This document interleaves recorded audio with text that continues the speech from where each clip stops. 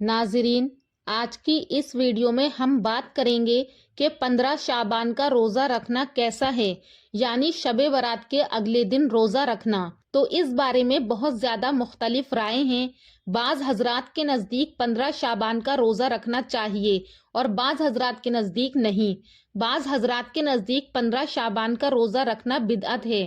तो इसकी क्या तफसील है, क्या हकीकत है और इसका सही हुक्म क्या है, तो आइए आज की इस वीडियो में हम इस बात को जानेंगे। 15वीं शाबान के रोज़े के सिलसिले में एक हदीस शरीफ सुनन इब्ने माजा में है। ये हदीस हज़रत अली रज़ियल्लाहु अन्हु से मरवी है। इसका तर्जुमा यह है कि हज़रत अली इब्ने अबी तालिब रज़ियल्लाहु अन्हु ने बयान फरमाया कि रसूलुल्लाह सल्लल्लाहु अलैहि वसल्लम ने इरशाद फरमाया कि जब निस्फ शाबान की रात हो जाए तो उसकी रात को क़याम करो, यानी नमाज पढ़ो और उसके दिन को रोज़ा रखो, इसलिए कि अल्लाह ताला उस रात गुरूबे शम्स के वक्त आसमाने दुनिया पर नुज़ूल फरमाते हैं और इरशाद फरमाते हैं कि है कोई माफ़ी मांगने वाला कि मैं उसको माफ़ करूं, है कोई रिस्क तलब करने वाला कि मैं उसको रिस्क दूं, है कोई मुसीबत में मुब्तला कि मैं उसे उससे बचा दूं, है कोई ऐसा, ऐसी निदाएं लगती हैं यहाँ तक कि सुबह सादिक तुलू हो जाती है। तो इस हदीस शरीफ में 15वीं शाबान के रोजे का हुक्म है, मगर इस हुक्म को हम वाजिब या सुन्नत पर महमूल नहीं कर सकते, इसलिए कि ये हदीस मुहद्दिसीन के नज़दीक एक ज़ईफ हदीस है, यानी ये हदीस जो है वो कमज़ोर है, मौजू नहीं है। खुलासा ये हुआ कि 15वीं शाबान के रोज़े को ना तो हम वाजिब कहेंगे और ना ही उसको सुन्नत कहा जा सकता है और ना ही बिदअत कहकर बिल्कुल रद्द किया जा सकता है, बल्कि इसको मुस्तहब कहा जाएगा।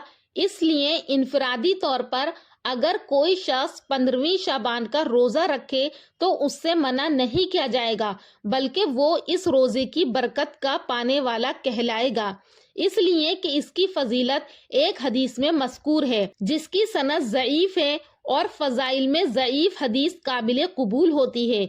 यानी अगर कोई ज़ईफ हदीस है और उसके फ़ज़ाइल बहुत ज़्यादा हैं तो फिर वो हदीस क्या है, काबिल कबूल होती है। इसी तरह हज़रत आयशा रज़ियल्लाहु ताला अन्हा से मरवी है कि नबी अकरम सल्लल्लाहु अलैहि वसल्लम शाबान के महीने में कसरत से रोज़े रखा करते थे। हुजूर सल्लल्लाहु अलैहि वसल्लम ये नफली रोज़े रखते थे और हर महीने की 13, 14, 15 तारीख को रोज़े रखते थे, जिनको अय्यामे बीस कहा जाता है। अगर कोई शख्स 15 शाबान का रोज़ा नफिल समझकर रखता है तो उसके लिए जायज़ है, लेकिन अगर कोई सुन्नत समझकर इस रोज़े को रखे तो उसके लिए रोज़ा रखना जायज़ नहीं है, क्योंकि ये नफली रोज़ा है। रोज़ा तो जायज़ है लेकिन सुन्नत समझ करके ना रखे, बल्कि मुस्तहब समझ करके रखे। नबी करीम सल्लल्लाहु अलैहि वसल्लम फरमाते थे कि जब मेरे नामाए अमाल अल्लाह ताला की बारगाह में पेश हो तो मैं इस बात को पसंद करता हूँ कि मैं रोज़े से हूँ। इसलिए अगर हम 15 शाबान का रोज़ा रखना चाहे तो हम रख सकते हैं, और अगर कोई शख्स 15 शाबान के रोज़े को खासकर समझे कि रखना ही रखना है तो उसके लिए इस दिन के रोज़े को खास करना ये जायज़ नहीं है। मर्जी है, चाहे तो रख ले और अगर रखेगा तो सवाब मिलेगा, और जो लोग नहीं रखेंगे तो उन पर कोई गुनाह नहीं है या कोई उन पर मलामत नहीं है। हदीस के अंदर बहुत ज्यादा आता है।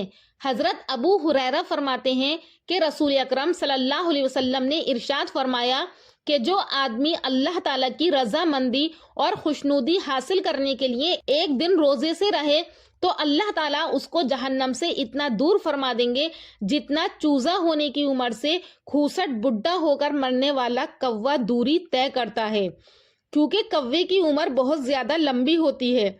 कहीं पर है कि जो शख्स अल्लाह की रजा को हासिल करने के लिए एक नफली रोजा रखता है तो अल्लाह ताला उसके और जहन्नम के दरमियान एक खंदक खोद देते हैं जिसकी चौड़ाई जमीन और आसमान के बराबर होती है। या कहीं पर अल्लाह ताला का इरशाद है कि अल्लाह ताला उसके चेहरे को 70 साल जहन्नम से दूर कर देते हैं। तो ये सब सवाब नफली रोजा रखने का है। अगर कोई शख्स 15 शाबान का रोजा रखता है तो उसको भी यही सब सवाब मिलेगा। और जो लोग ये कहते हैं कि रोजा रखना बिदअत है तो वो इसलिए कहते हैं कि अगर कोई शख्स परेशानी में है, یا روزہ نہیں رکھ سکتا، روزہ رکھنے کو اپنے اوپر ضروری سمجھ رہا ہو، تو ایسی حالت میں روزہ رکھنا بدعت ہے۔ یعنی اپنے اوپر کسی غیر ضروری کام کو لازم کر لینا کہ ہمیں وہ کام کرنا ہی کرنا ہے، تو یہ اپنی طرف سے ہو گیا، تو اس لیے یہ بدعت کہلایا۔ اگر کسی وجہ سے روزہ چھوٹ بھی جائے گا تو اس کا ہمارے اوپر کوئی گناہ نہیں ہوگا۔ پورے شعبان میں ہم کبھی بھی روزہ رکھ سکتے ہیں۔ امید ہے کہ آپ کو اچھے سے سمجھ میں آ گیا ہوگا کہ کس طرح سے روزہ رکھنا ہے۔ ایک بار پھر دوبارہ بتا دیتی ہوں کہ روزے کو نفل سمجھ کر کے رکھیں، نہ کہ سنت سمجھ کر۔ اللہ تبارک و تعالیٰ سے دعا ہے کہ اللہ پاک ہم سب کو اپنے دین کو آسانی سے اور صحیح سے سمجھنے والا بنائے اور اس پر عمل کرنے کی توفیق عطا فرمائے۔ آمین۔